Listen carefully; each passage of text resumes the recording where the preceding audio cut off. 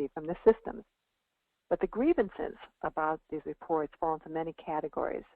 A few of the more common ones are inaccurate information. And users want to know, why is it that if they get two reports in the same system, that the data in both of those reports isn't the same? And users want to know why they are not able to get cradle-to-grave reporting. If the interactions are flowing through the contact center or the dialer and the IVR or any combination of those, why can't they get a report that tracks what's happening in the contact center environment? Another common issue is the difficulty in developing customized or ad hoc reports. Alrighty, it's wonderful. It's important for a vendor to deliver standard reports, but sometimes we end users need to look at things differently. And when we do, we want to be able to develop reports the way that we want to see them. Now, the next common issue in flexible dashboards, well, that there's great news about, because with the advent of HTML5, we're seeing a tremendous amount of innovation and lots of really good dashboard and dashboarding environments. Now, another common issue is the inability for end users to be able to custom create calculations and KPIs. And again, most of the time, abandonment rate is abandonment rate, or service level is service level, but sometimes that's not the case. For example, in regard to abandonment rates, there are shops that exclude the first 3 seconds or 2 seconds of an abandoned call because they assume that that was somebody who, didn't intend to call the organization. But it's just an example. But what is important is that end users all over the world want better reports. Now, as someone who's managed many call and contact centers, it's really difficult to ignore the legitimate market frustration as we need these reports to manage our operating environment. So I'm going to spend the next 20 minutes or so talking about some of the practical innovations that are finally happening in the area of contact center reporting. And then from there, we're going to drill into some of the top KPIs. So let's take a look at the first slide. And let's talk about the top 5 innovations. And I am so excited about this because I have been, putting it bluntly, facing off with vendors for years as an industry analyst and encouraging them or pushing them or motivating them or whatever way you want to put it to improve their reports. And for years, the vendors would say to me, okay, Donna, we have a choice between developing a new capability or enhancing our reports. And I would always say, well, I think you need to do both. And the vendors would look at me and smile and then build out the functionality, which was great. But there's finally an appreciation that the reports are much more than just something that they dump on an end user. And so we are starting to see some really significant innovations. And I think the first one, we can all thank Steve Jobs and the world of Apple, because now we're finally getting reports where you can look at the report and see what's going on. And this is the category of visualization. Now, if you go back a few years and if you look at a lot of the reports, you'll see that a lot of these reports, look like something off a dot matrix printer. Some of you don't even, haven't even seen one of these things. And it's just massive amounts of numbers, and then the vendors leave it up to you to try to find the needle in the haystack and to try to find what's going wrong. Now, it's fun to do. I've done it for years, but it's much easier when you can get a report that gives you a heat map or shows you charts and graphs, or does word clouds or spider charts or any combination of these, so that it shows us, the users, where there's an issue, and then we absolutely can drill down further by going to the underlying numbers if we need to prove things. But if we then need to take these reports and show them to somebody else, when you have a graph, it is a much more effective way of communicating. And with today's generation and more millennials, the millennial generation is accustomed to visualizations. It's becoming essential. So lots of innovation in that area, which is great. Now, the second area of innovation still cracks me up because it's the area of drag and drop. And folks, this isn't an area where we should even be talking about innovation, but it is, which again indicates how behind the times a lot of these contact center reports really are. Just a couple minutes ago, I was on Travelocity, which is a travel site, and you could be going to kayak, Travelocity. It doesn't matter. I was just planning a trip, and it brought up my results, and then I just went into the left column and I filtered down, and no, Travelocity is not a client of ours. But I mean, it's just the way things should be. And when it comes to contact center reports, it should be as easy, right? We should just be able to filter. We should be able to drag and drop the information that we need and create the reports. But amazingly, and I really do mean amazingly, because these are capabilities that have been in the market for over 20 years, I think. We still have a lot of reports where we can't do that. Well, again, innovation in that area. Now, the third area is kind of a fun one, and I refer to it as true ad hoc capabilities. So what I mean by that is Excel is not ad hoc reporting capabilities. And for years and years, that's how a lot of contact center vendors told end users to do their ad hoc reporting. So just dump it into Excel, use pivot tables, and okay, let's be real. It takes a half hour to learn to use a pivot table. It really doesn't take a lot of time. But why should you have to do that? You should, as an end user, have access to every single KPI in that system, and you should have the ability, no doubt, to be able to modify standard reports. But when you need to present things your way, you should have an open palette so that you can grab the data you need and present it in a way that is relevant for your audience, not relevant for somebody else's. It could be relevant for them too. But the point is that we want to be able to do this within the framework of our contact center solutions. Now, the fourth point here is easier downloads. There's no doubt that we still are at times going to need to download. But when we download, we want it to be what you see there, that little finger pointing into whatever that is. That's kind of just the concept. Or think about the Staples Little Red Easy button, right? We want it to be easy. We want to have a single touch download. And when the data gets into the system, we want it to populate appropriately. And related to that, though, we also need to go in both directions. So, I'm going to now say big data, so time to groan. But there's no doubt that contact center data is big data. Contact centers generate a huge amount of data and information. And there are times we do need to integrate it with third-party applications. And when we do that, we want it to be easy to do. So now, let's talk about Cradle-to-Grave Reporting. And DMG estimates that somewhere between 20 to 40% of all interactions coming to contact centers are repeats. So to repeat that, 20 to 40% of what we're doing we probably should not be doing, which means that we're creating a lot of our own work.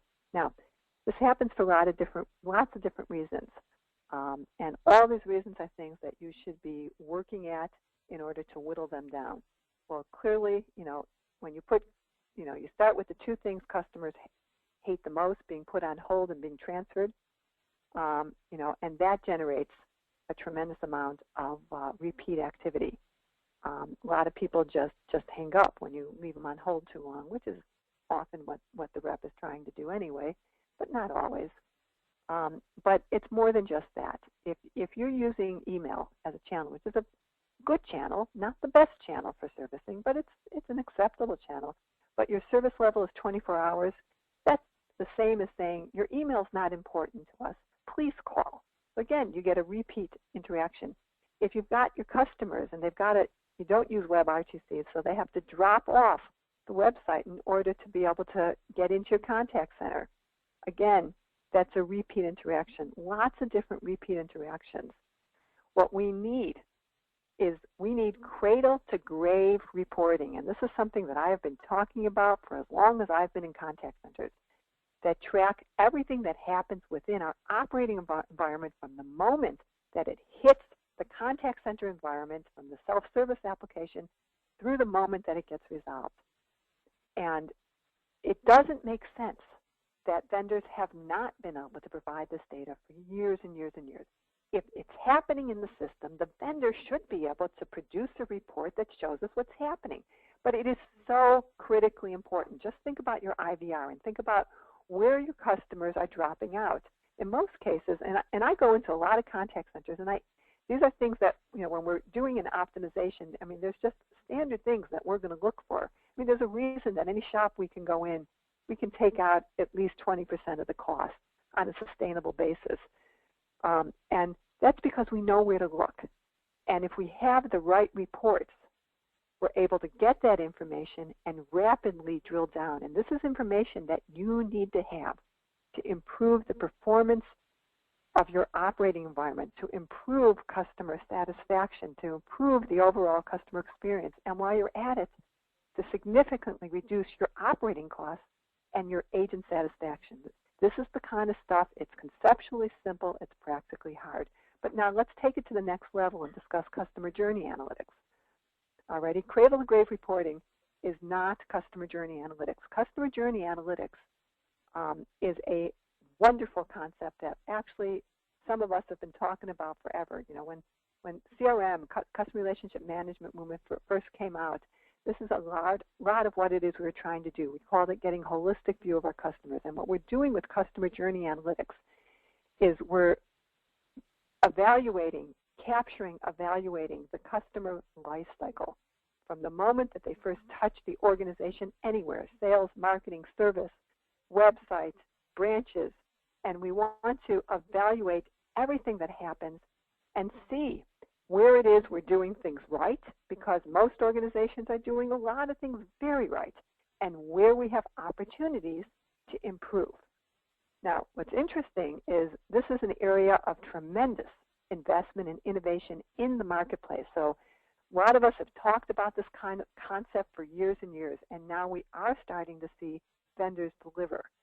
But in order for the contact center to be part of this, right, the contact center has to be able to easily upload and download the information into the customer journey analytics applications.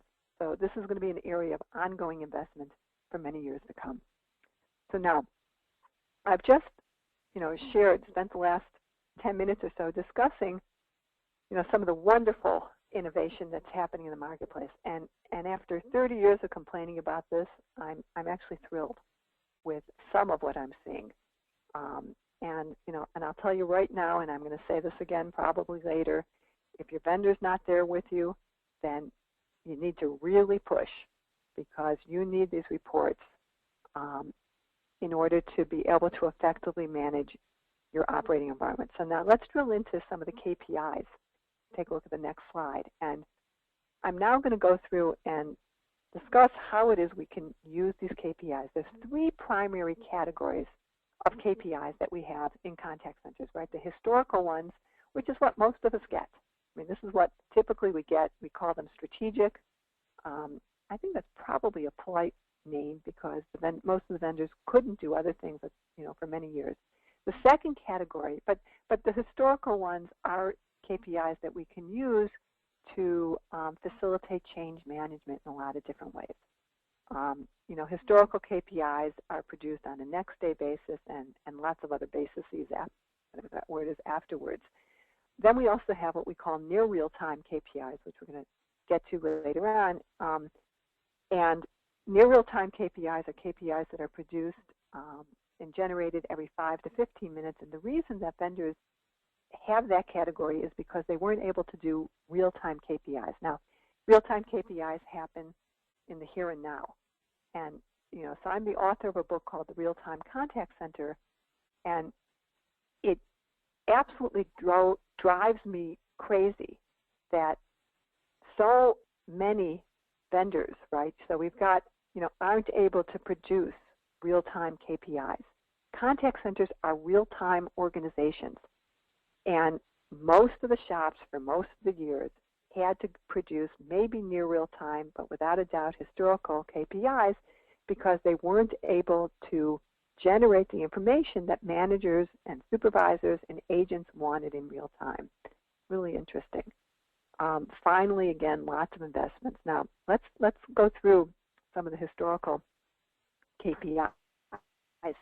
And as you can see, and as you're going to see throughout this next series of charts, that, when I think about KPIs, I think about what do managers need, what do supervisors need, what do agents need, but these aren't the only constituents who need it.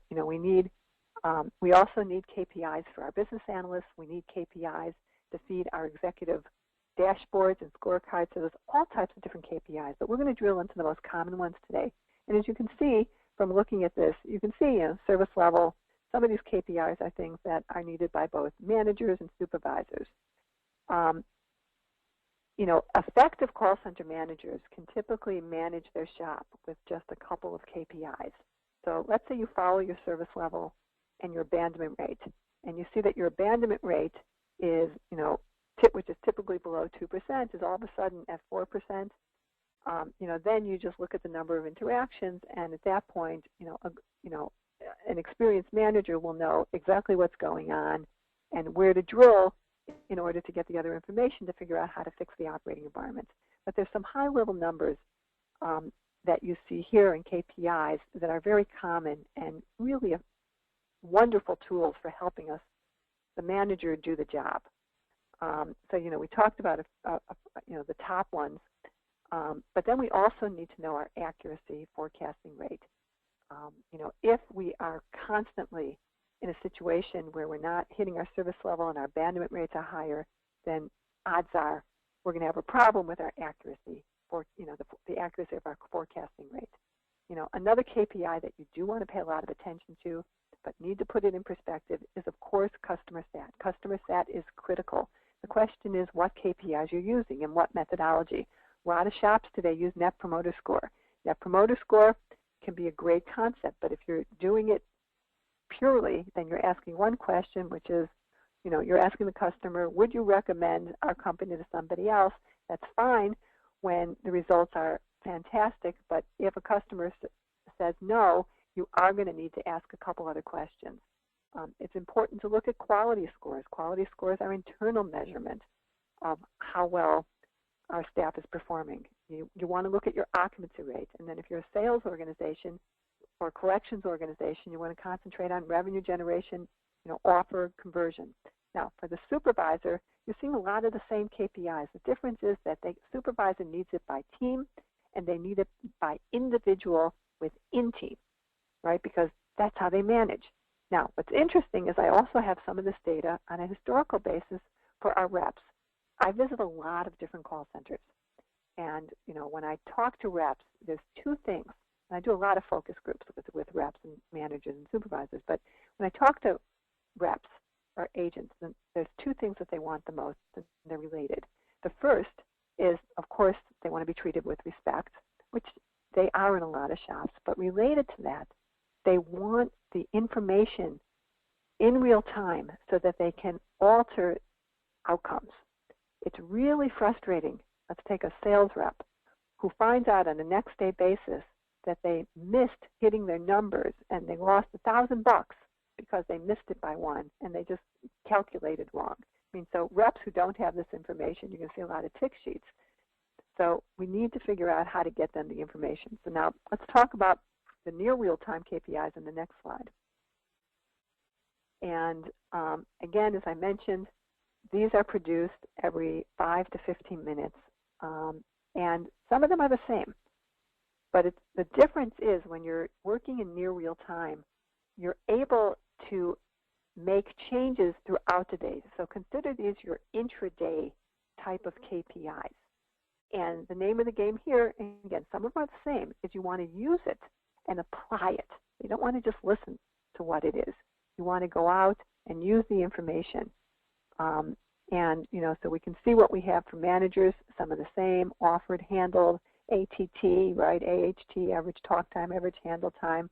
When we're looking at forecasted versus actual variances from the WFM solution, when we're looking at the intraday data, we need this data as quickly as possible, because if we are having a problem, then we're going to be able to change schedules, add some overtime, cancel some meetings, whatever, bring in some extra people, whatever it is we happen to need. But again, we need the data on a timely basis so that we can take the corrective action. And very important, by the way, also for outbound shops. You'll need to know if you need to throttle up, if you need to throttle down, if you need to change the scripts, and try something else. And if we have that data, we don't lose the day. We may lose a couple of hours, it would not be as effective, but with the intraday data, it really is very important. Now for supervisors, the same type of things, right? But again, supervisors need to use the data, compare how different people in the shop are doing, in their teams are doing, and then, do some coaching, which will drive some adjustments, which will have a wonderful impact and contribution to the shop. And for reps, wow, empower reps with information, and they'll take it from there. Really, I love seeing the impact of, before and after when you give reps the information. Now, of course, we don't want to overwhelm them with it, but we do want to give them the information that they need to, alter their results. Now, the real-time KPIs are critically important, and it's really a question of what it is you choose to do with them.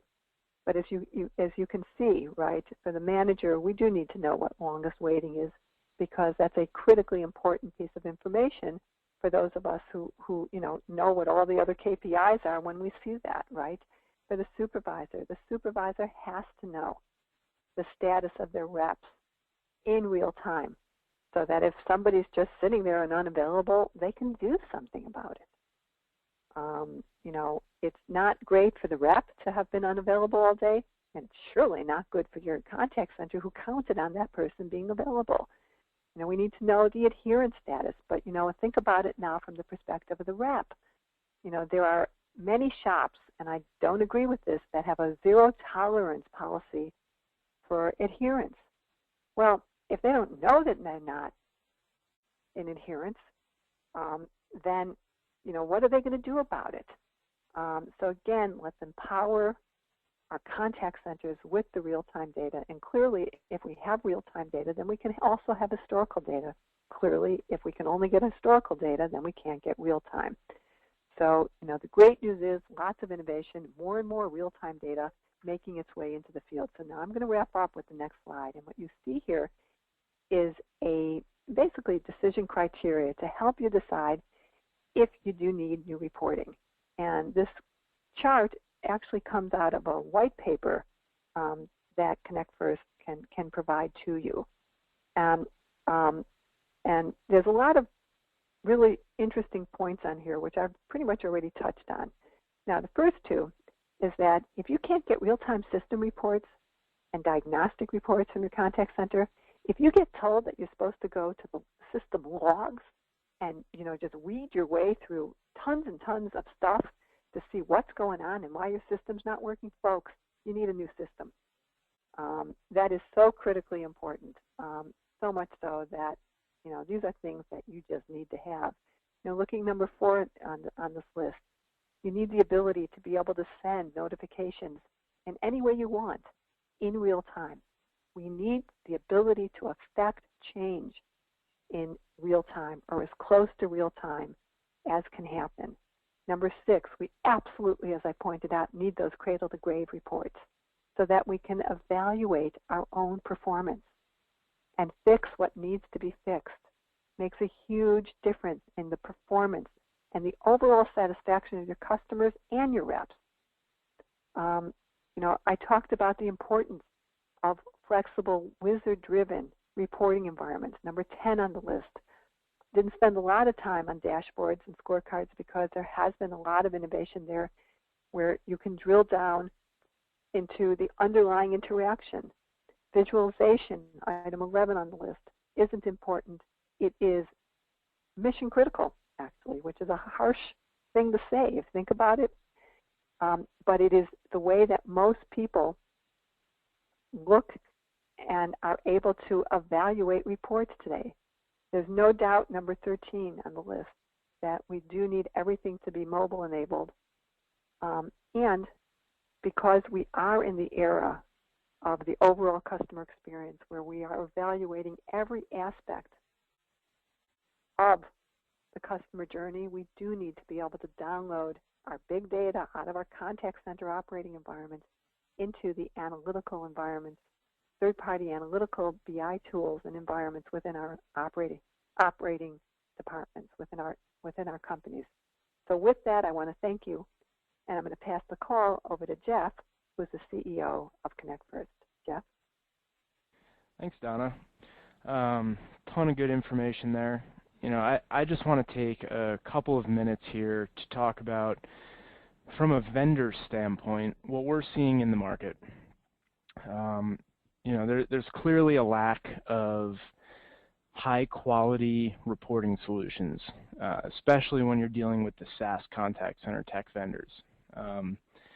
We go through a lengthy discovery process with all of our prospective customers, and we hear the same complaints pretty much every time we talk to a customer.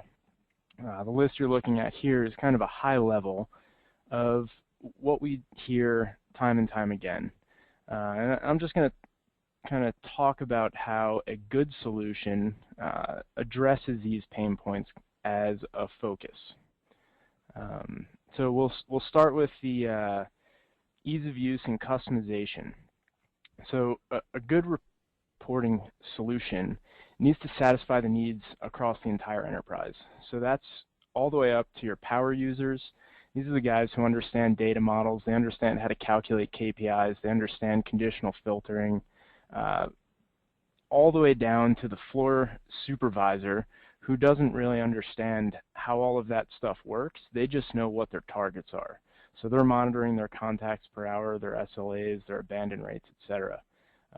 So a good reporting solution needs to be a solution for everyone from the power user to somebody who simply just needs to run a report to make sure that they're doing their job effectively. A good reporting solution has to have a ton of out-of-the-box reports. So, you don't want to have to start from zero when you sign up with a new vendor. You want to have a couple hundred reports that can be easily customized. Not everyone's going to use the same formulas or the same KPIs, but to have that standard set of 100 or 200 reports that you can take and make your own through the customization interfaces is really important. As Donna mentioned, drag and drop is, it's the only way to do it anymore. Requiring users to write database queries and to actually understand SQL and write the formulas in SQL, that's highly inefficient, and it artificially limits the number of people who are capable of helping create useful reports. A good drag and drop interface solves that problem by creating wizards and step-through interfaces where you can create real meaningful reports on the fly.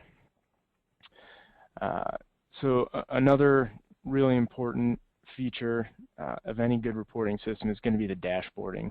That's going to be your real-time or near real-time views into your most important KPIs, where you're going to be able to monitor your trends and make decisions quickly based on the near real-time stream of data being generated by your contact center. So the next point, which I kind of touched on a little bit, is going to be the ad hoc reporting.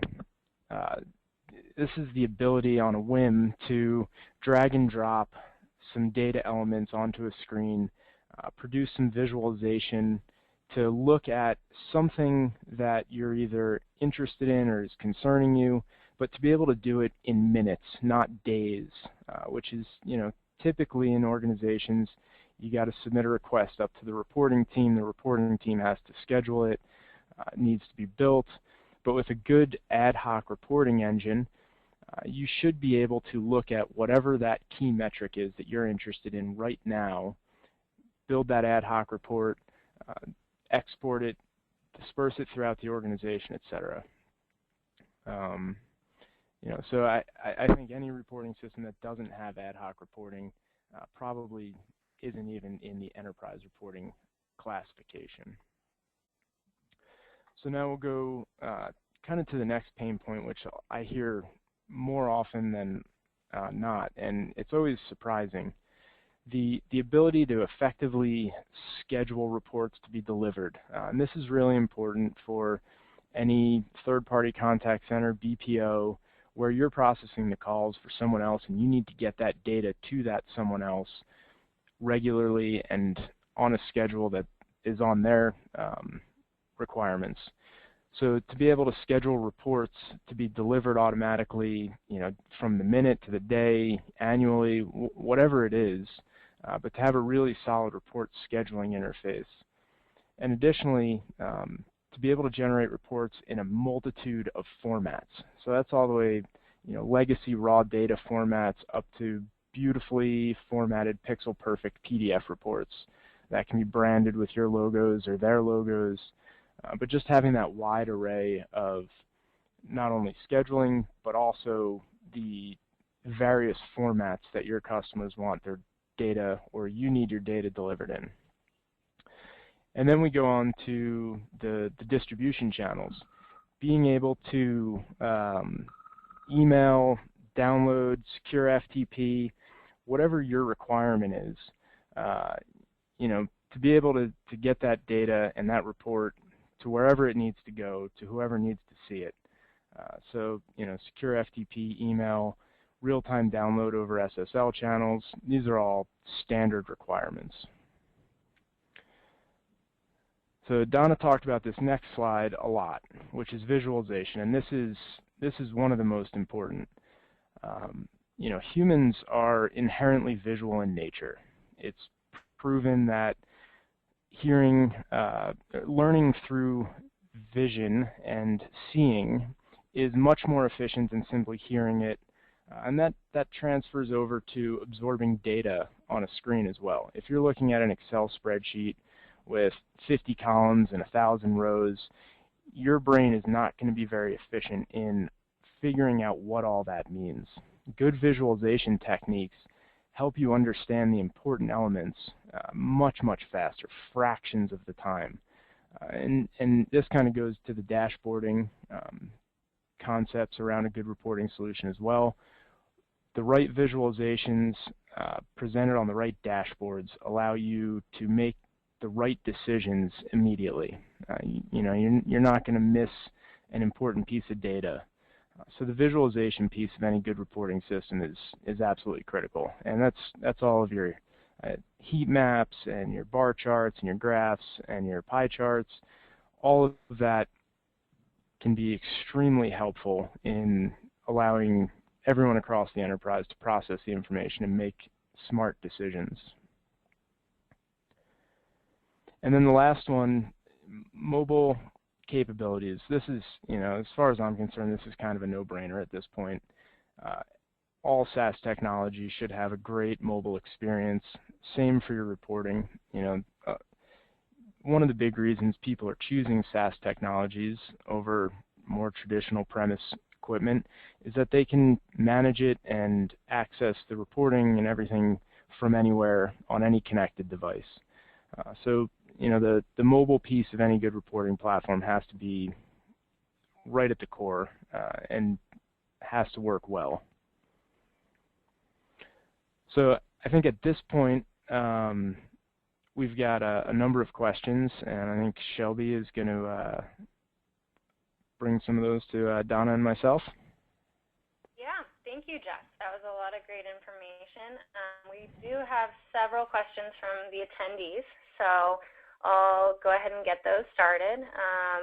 The first one I think is directed more towards Donna, and it's how can we convert KPIs into relevant information? Well, that's actually what Jeff and I are talking about on this webinar today. We have a ton of KPIs in contact centers, right? Hopefully when you get them on different reports, the information is the same. But the trick is that every manager should come up with their top. I mean, this is my trick, but every manager should come up with the top 5 to 10 KPIs that they need in order to manage their shop. And you're going to want those KPIs. Again, the basis will change, but some of those KPIs are going to be available on a historical basis, some on near real time, some on real time. And then you need to have a effective vehicle, dashboards, scorecards, and longer term reports that provide you with the information that you need to enable you to rapidly affect the change that needs to be made throughout the day, and for that matter, on a more strategic basis. So Jeff, what do you think about that one? Yeah, I think the only thing I would add there is getting the KPIs into the right people's hands that can actually make decisions based on them. You can track all the KPIs you want, but if the right people aren't looking at them at the right time, it's not relevant. Which is actually part of the reason why mobility is so very, very important. And why it's important for people, whether you're a supervisor walking around with a tablet or a smartphone, whether you're a manager, who's in a meeting, probably bored to death in the meeting, but I know I typically was, looking at the KPIs, it's really important for people to have the information that they need throughout the day. Shelby? Jeff, you talked about the new reporting studio. Is there a way to customize names of KPIs to align better with business needs? Yeah, I mean, any good reporting solution is going to allow full customization. So, I talked about you need to have those out-of-the-box reports that are there for you. But then those also need to be customizable. So if somebody calls one KPI something and another organization calls it something else, the ability to take that report and label it and format it in a way that your organization is familiar with is really important, because then you don't have to go through a retraining process. It's a waste of time to have to relearn terminology based on a new vendor. It makes more sense to be able to modify the reports to fit your world. Great, thank you. Donna, we have someone asking, what is the difference between cradle-to-grave reporting and the customer journey? Okay. Well, cradle-to-grave reporting, first of all, you almost could use the term somewhat interchangeably, at least in the good old days. But when we talk about cradle-to-grave reporting, what we're talking about is what happens within the contact center. From the moment that interaction, it's not going to be a call. It could be a call. It won't just be a call. But from the moment that interaction hits the service organization to the moment that it resolves, that's cradle-to-grave within the contact center operating environment. And it's essential for us to be able to do that type of analysis. And cradle-to-grave reporting is actually one of the feeds into customer journey analytics. Customer journey analytics takes a much larger and more enterprise view of what's happening with customers. Now, the reality is that our customers think about the customer journey. I mean, when they reach out to any part of the organization, they're reaching out to the organization. They don't care what you call the department, right? And so it is very important for an organization to be able to capture and measure what's happening throughout the entire customer life cycle, which is also referred to as the customer journey. So cradle-to-grave is a subset of customer journey analytics. And the great news, as I mentioned earlier, is that we are finally starting to see some good innovation in these areas. Great. And does anyone actually deliver customer journey analytics yet? Oh, well, that's a different kind of question. So, I mean, so, first of all, we are starting to see some decent cradle-to-grave reports within contact centers, but we still have a long way to go, even on that. And, if you're wondering why I'm saying that, if you're not able to easily get a report that shows you where your customers are, defaulting or dropping out of your IVR and identify the reasons why, then you're not getting cradle-to-grave reporting, just as a by the way, and that's just one subset of it. Now, when it comes to customer journey analytics, there's a lot of R&D going on. The challenge with customer journey analytics is that the analytical, which is going to absolutely be a big data application, has to be able to gather information from every single activity that customer did, from the time that they first learned about your organization to the time that they retire their account, basically, which hopefully doesn't happen. So yes, there are vendors out there who can address, let's say, one channel, maybe two channels, and they are adding on channels, so lots of innovation. But at this point, there's still a lot of work to be done in that arena. But it's going on. Hey Jeff, what do you think about that? Yeah, I mean, I think the customer journey analytics, it's the big challenge there is actually getting all of the data into the reporting system. There's so many disparate systems that are needed to really understand the entire customer journey, and it's a challenge that everyone has. The technology vendors, the contact centers, etc. Bringing all that data into one location to effectively track it and watch it and be able to react on it is it's a challenge.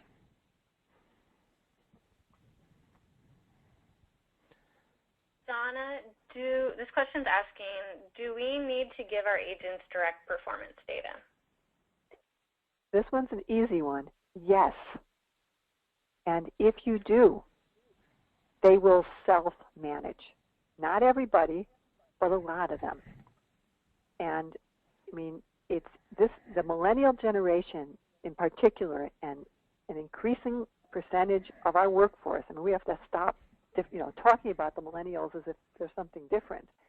I mean, our workforce is, particularly in call centers, and it's, is absolutely, you're 18 to 20 something in a lot of cases, and there's also older people and younger people, I should say, in call centers as well. But people want to be empowered.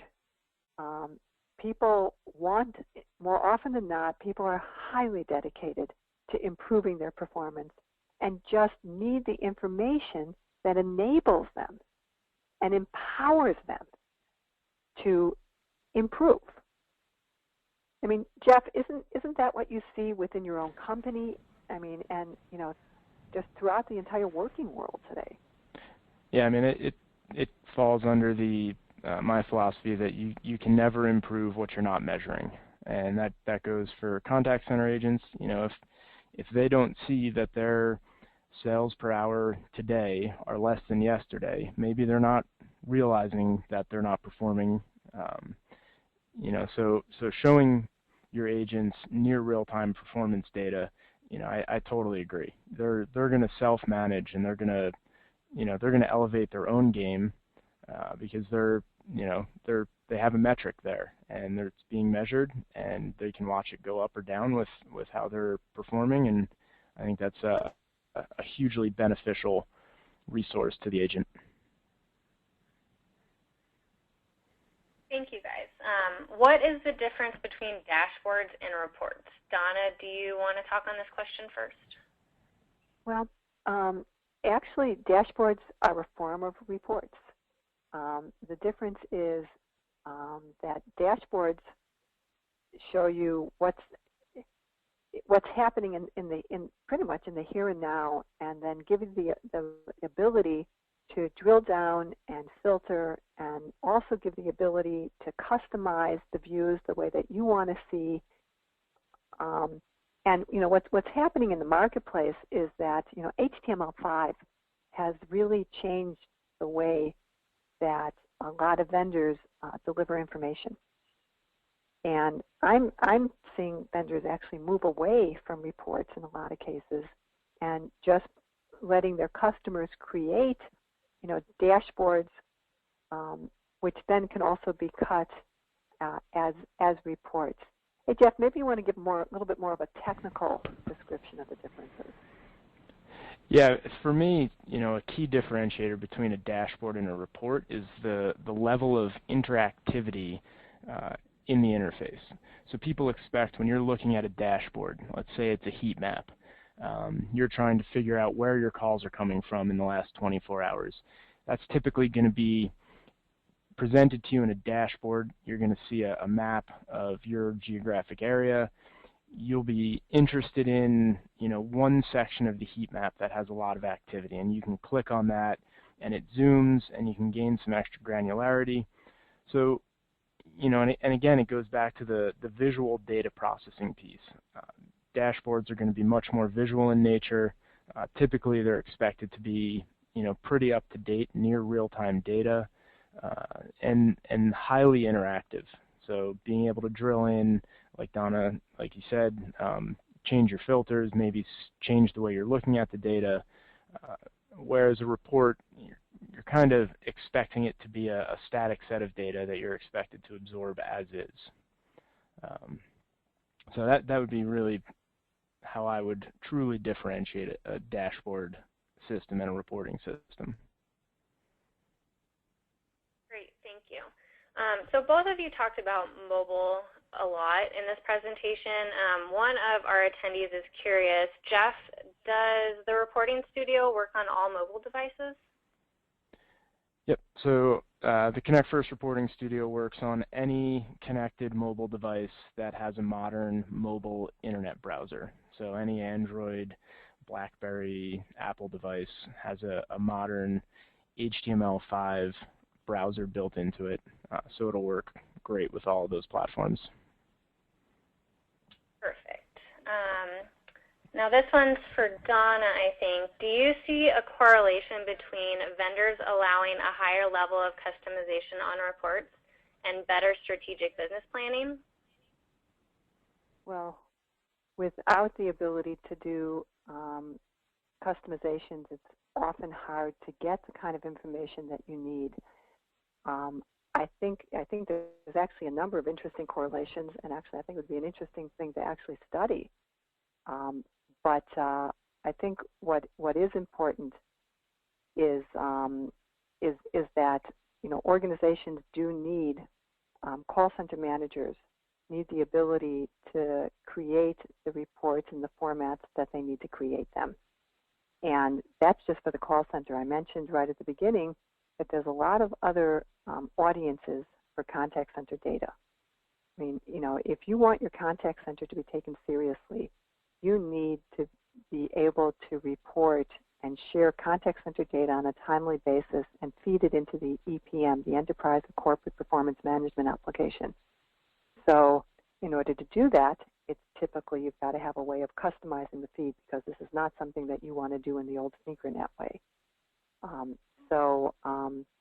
While you can be strategic when you have better tools, it enables you to be strategic, more strategic. Great. Jeff, do you have anything to add on that? Yeah, I mean, I totally agree. There's no way you can properly make good strategic decisions, and especially long-term planning decisions, unless you can slice and dice your data in a fully customizable way. Everybody has their own unique business strategy around being successful, and that requires looking at data in a way that's very unique to your business. So having a reporting system that makes that easy certainly lends to better strategic planning sessions for the executive teams. Great, thank you, Jeff. So it looks like we're running out of time for today. If you sent in a question and we didn't get to it during the webinar, we will be following up with people later today or tomorrow via email. And again, this was a recorded webinar, so we're going to be sending it out to everybody that registered later this week. So make sure to share with any coworkers that may be interested in learning more about reporting. And thank you so much for joining us today. Donna and Jeff, thank you both for sharing all of your information. I hope everyone has a great day. All right, thanks.